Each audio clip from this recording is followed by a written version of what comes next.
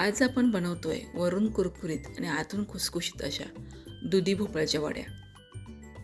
दुधी भोपळ्याच्या वड्या बनवण्यासाठी पहिल्यांदा एक वाटण बनवून घेऊ. त्यासाठी मिक्सरच्या भांड्यामध्ये 8 ते 10 लसूण पाकळ्या, 1 ते 1.5 इंच आलं, 3 ते 4 हिरवी मिरची, 1 छोटा चमचा जिरं आणि अर्धा छोटा चमचा ओवा घेतला आहे. याची पाणी न घालता जाडसर पेस्ट बनवून घेतली. आता इथे मी 1/2 किलो दुधी भोपळा घेतला आहे. तो स्वच्छ धुवून किसणीने किसून घेतला. आता हा किसलेला किस मोजून घ्यायचा आहे, म्हणजे आपल्याला त्या प्रमाणात पीठ घ्यायला बरं पडतं. हा किस एक मोठी वाटी भरून झाला आहे.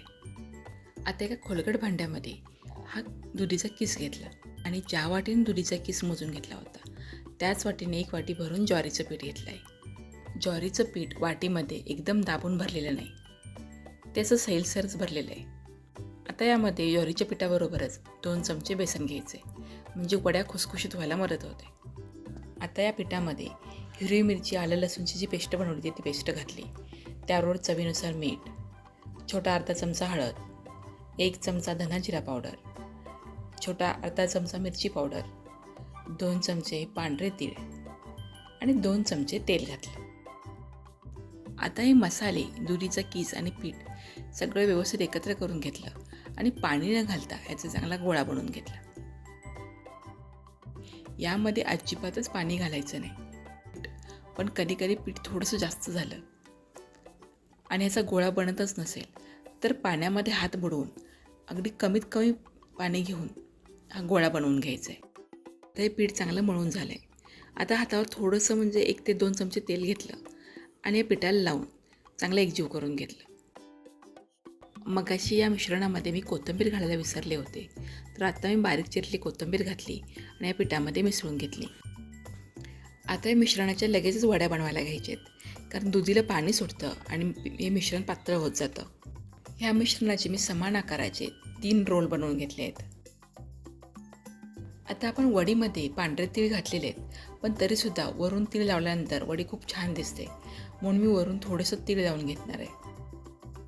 आता हे रोल वाफवून घ्यायचे. त्यासाठी मी चाळणीला थोडंसं तेल लावून घेतलं आणि त्यावर हे रोल ठेवून दिले, पण 2 रोलच्या मध्ये थोडंसं अंतर ठेवलं आहे, कारण हे वाफवल्यानंतर थोडेसे फुलतात. आता पातेल्यामध्ये पाणी उकळायला ठेवलं आणि पाणी चांगलं उकळल्यावर त्यावर ही चाळण ठेवली. आता यावर झाकण ठेवून कमीत कमी 15 मिनटं ह्या वड्या वाफवून घ्यायच्या. 15 मिनटानंतर चाकूने या वड्या चेक करून पाहिल्या. आता पूर्णपणे शिजल्याची खात्री झाल्यानंतर गॅस बंद केला आणि 5 मिनटं तशा चाळणीमध्ये राहू दिल्या. त्याच्यानंतर त्या पूर्णपणे थंड करून घेतल्या आणि मग त्या कापून घेतल्या. आता या वड्या तळून घ्यायच्या आहेत. त्यासाठी मी एका छोट्या कढईमध्ये तेल घेतलं. तेल चांगलं गरम झाल्यावर त्यामध्ये ह्या वड्या सोडल्या. तर मध्यम गॅसवर दोन्ही बाजूनी ह्या वड्या छान खरपूस तळून घेतल्या. वड्यांचा रंग थोडासा तपकिरी व्हायला लागला की या वड्या काढून घ्यायच्या आहेत. ह्या वड्या इतक्या छान होतात ना की कोणाला सांगितल्याशिवाय समजणारच नाही की या वड्या दुधी भोपळ्यापासून बनवल्या आहेत. खास करून मुलांना वड्या देताना त्यांना दुधी भोपळ्याच्या वड्या असं न सांगता त्यांनाच ओळखायला सांगा की या वड्या कसल्या आहेत, कारण ह्या दुधी भोपळ्याच्या वड्या आहेत असं सांगून जर त्यांना दिलं तर ते खाण्याच्या आधीच नको म्हणतील. आता आपल्याला जेवढ्या वड्या हवेत तेवढ्याच वड्या तळायच्या आणि बाकीचे रोल एखाद्या हवाबंद डब्यामध्ये घालून फ्रीजमध्ये ठेवायचे. 2 दिवस छान टिकतात. तर वरून कुरकुरीत आणि आतून खुसखुशीत अशी दुधी भोपळ्याची पौष्टिक वडी तुम्हाला कशी वाटली कमेंटमध्ये जरूर लिहा.